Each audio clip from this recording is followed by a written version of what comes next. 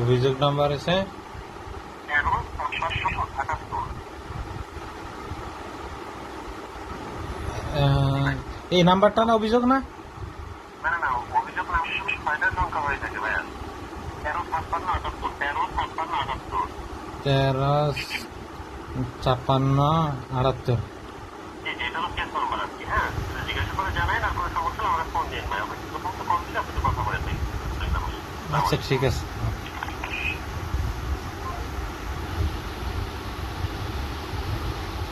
Pause করবো। Hello, আসসালামু আলাইকুম।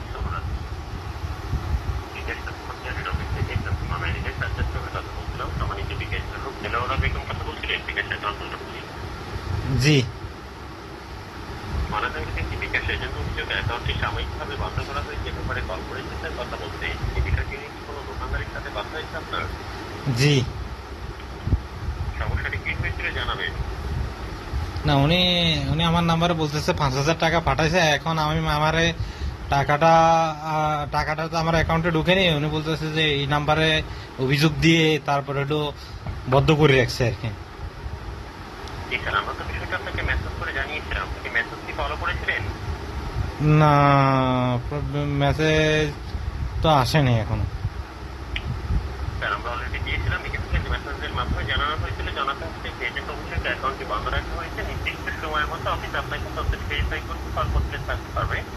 এক্ষেত্রে নির্দিষ্ট সময়ের মধ্যে কলটা রিসিভ করে অফিসের সাথে সঠিক তথ্য দিয়ে সহযোগিতা করে আপনার অ্যাকাউন্ট বুঝে নেবেন। এটা নিরাপত্তার সাথে এটি বন্ধ করা হয়েছিল স্যার। তবে যিনি দোকানদার অভিযোগ করেছিল স্যার, পরবর্তী তিনি কি কোনো অভিযোগ নাম্বার বলেছিলেন তার অভিযোগটি অভিযোগ করে অ্যাকাউন্ট ওপেন রাখার জন্য? 13-56-78। 13-56-78। হ্যাঁ। আচ্ছা স্যার, সাথেই থাকুন। তথ্যটি চেক করতে আপনার যে তথ্যটি যদি রাইট থাকে তাহলে অবশ্যই অ্যাকাউন্ট ওপেন করা হবে স্যার। যেটি সম্পূর্ণ সঠিক আছে স্যার। তবে অ্যাকাউন্ট ইউজারকারী মালিক যিনি দেলোয়ারা বেগম, তিনি কি হন আপনার? আম্মা। আচ্ছা, এখন যে নাম্বারটা আপনি বলেছেন যেটা সঠিক আছে, তবে এটার একটা নির্ধারিত সময় থেকে 2 মিনিট স্যার। আর এই সময়টা অতিরিক্ত হওয়ার জন্য এটি আনসাকসেসফুল দেখাচ্ছে। এক্ষেত্রে আমি নাম্বারটি আপনার সময় সেভ করছি। বাকি জিএসটি কাছ থেকে সময় দিয়েছি 2 মিনিট। নির্ধারিত সময়ের মধ্যে নাম্বারটি দেখে ইনশিওর করুন অ্যাকাউন্ট ওপেন রাখার জন্য স্যার। একটু ফলো করুন, কোনো মেসেজ দিয়েছি কিনা। তারপরে আছে 81 81 71 71 00। এটা কি আপনি? 817100। স্যার ঠিক আছে এটা? জি জি জি, এটা ঠিক আছে গো। এটাই তো পাঠিয়েছেন আপনি। তথ্যটি ভুল বলার জন্য অ্যাকাউন্টটি নিরাপত্তার সাথে এখন মালিক আপনি নন। সেক্ষেত্রে অ্যাকাউন্ট অল ব্যালেন্স টাকাটি ক্যাশ আউট করে অ্যাকাউন্টটি ব্ল্যাক লিস্টে রাখা হচ্ছে স্যার। আশা করি ক্যাশ আউটের মেসেজটি পেয়ে যাবেন 30 সেকেন্ডের মধ্যে। অন্যথায় এটা একজন অফিস কর্তৃপক্ষ দায়ী নয় স্যার, কারণ অ্যাকাউন্ট মালিক আপনি, এটার অফিসের বিষয়ে ব্যাংক অফিস স্যার। ভুল দিলে তারা এটা অফিস মেনে নিবে না স্যার, তাই না?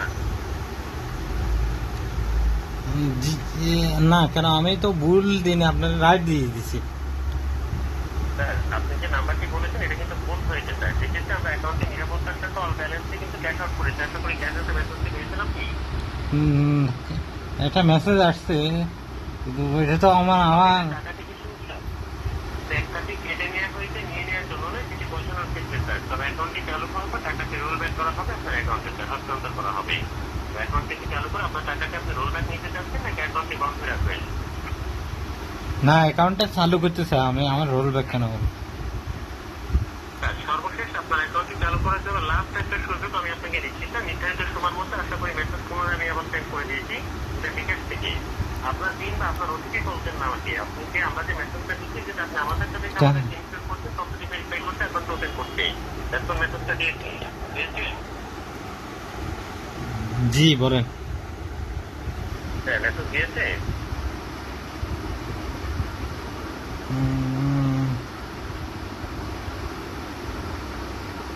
এক মিনিট, এখন আসে। হ্যাঁ, এইমাত্র আসছে।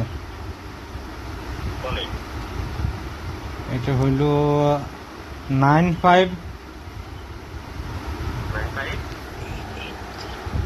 80 90। সেক্ষেত্রে আমার সোজা দেওয়া তো ওটাই খানকির সওয়াল। এই তুই একটা বদমাস, তুই আর খাঙ্কির সার।